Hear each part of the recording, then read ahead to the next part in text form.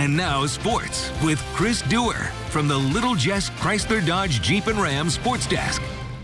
The calendar is barely October old yet, and yet here we are in the thick of our first fall postseason action of the school year. Regional Girls Golf leads us off today in the state of Illinois. Going to take you to the Class 1A Regional in Hamilton at beautiful Deer Run Golf Course today. And the Freshies doing work today for Quincy Notre Dame. Their dominance on full display. Natalie Druffel on the par 5 fifth.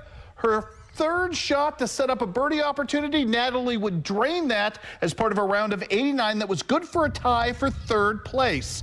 How about we take you to the difficult par 3 third hole. Meredith Eversman with a birdie putt somehow managed to land her drive or her approach shot on the green, saves par from there. She made it 82. She was your medalist by 6 strokes over her teammate, the other freshman for Q&D, Nancy Scholes here on number 1. What a beautiful, well-made par save for Nancy. She fired an 86 on the day. Belle Boudreau with an 89 as Q&D takes the first 4 spots in the mix today. Wins with a 346 and beats number 2, Porta, by 78 strokes. Some other qualifiers for the sectional. How about Lucy Woodworth right here with the beautiful putt on hole number 3, as well as her teammate from West Hancock, Abby Finch, with this great approach at number 2. Both are headed to Rochester on Monday. 8th place individually to Pittsfield's Hannah Williams here. Also qualifying for regionals, or excuse me, sectionals next week, Shelby Stout, Maddie Stoll, and also the Illini West girls, Hattie Wood and company finished 3rd, so they're going as a team. Congrats to all involved. Elsewhere on the docket with state golf, let's take a look at some of the other regional action today. Macomb did not qualify as a team, but Brenly Tibbetts and Mullen Butcher are headed off to the sectional as individuals.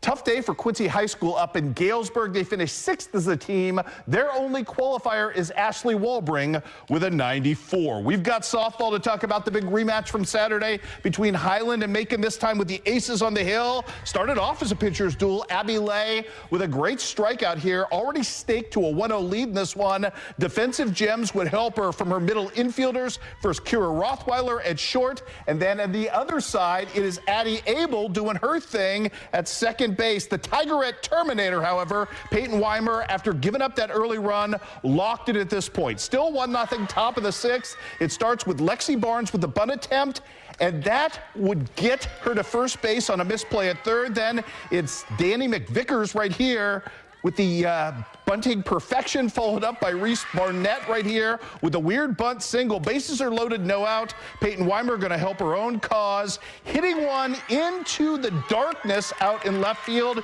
It is misplayed for an error. 2 runs would score. Then Blythe Howe going to step up and deliver an RBI single as well at that point to make it a 3-2-1 lead. And we're still not done. Great game in this one by Tegan Nelson as well for Macon, as she hurt her foot apparently and still managed to deliver the 2-run double in this one, all Macon down the stretch as they win 7-2. Other softball today, Clopton shuts out Mark Twain 10-0. Great pitching effort there by Ashlyn Noah. It was Louisiana winning over North Callaway 7-2, and Canton a 7-1 win over Marion County. Let's do senior night tonight in Titletown at Monroe City, as Kylie Cobble and Audrey Youngblood being celebrated. Just 2 seniors on the squad. Bright future ahead for Monroe City. And speaking of Audrey Youngblood, what a K to start this thing off. One of a dozen for her, but the Trojans would strike first here in the top of the first thanks to Lydia Hoyt. This ball fielded fair, apparently, and that is ruled a run-scoring single at that point, made it 1-0. But again, Youngblood would batten the hatches from that point forward, not allow anything further in this matchup, and then the fun would take place for Monroe City in the bottom of the 3rd. Emily Spalding with a single, the first hit of the game for her squad with 2 outs. Audrey Youngblood is going to hit a screamer off pitcher Jocelyn Curtis's femur. She was okay, would continue, but man, that looked painful. 2 outs for Brady Keller. This is the hit of the ball game. A 2-run triple that is the margin of victory as Monroe City gets the win in this one by the final count of 2-1, making it a happy senior night indeed in Titletown.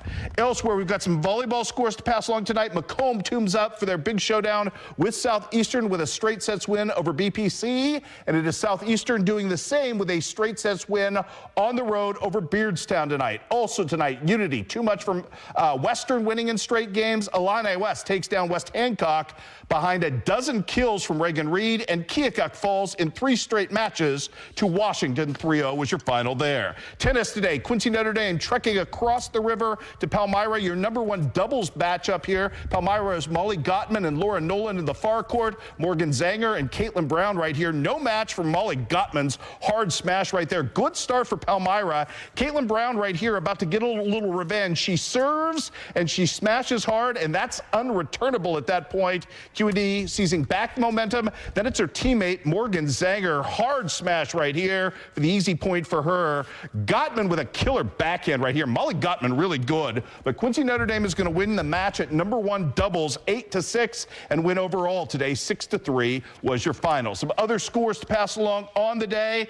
Elsewhere in tennis, it was Quincy High School taking down Macomb 9-0 to go to 5-4 on the season.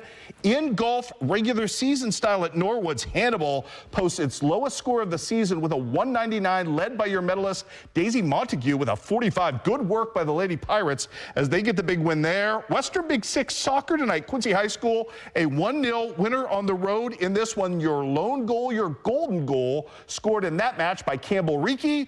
Also in women's college soccer today, it was John Wood 2-1 on the road over State Fair. Need to mention that the Macomb boys finished second and the Illini West boys finished third in the Prairie Land Cross Country Conference meet as well. Now earlier at 6 tonight, we talked volleyball and the success taking place at Hannibal. At 10, we got a chance tonight to check in with middle hitter Amelia Bates on her summer commitment she made to Central Methodist.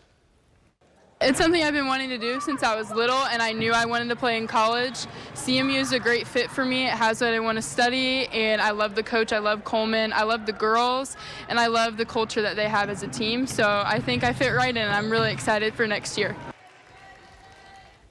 And we are back on the golf grind tomorrow with the boys regionals. Man, it's going to be a fun Wednesday. I will see you then.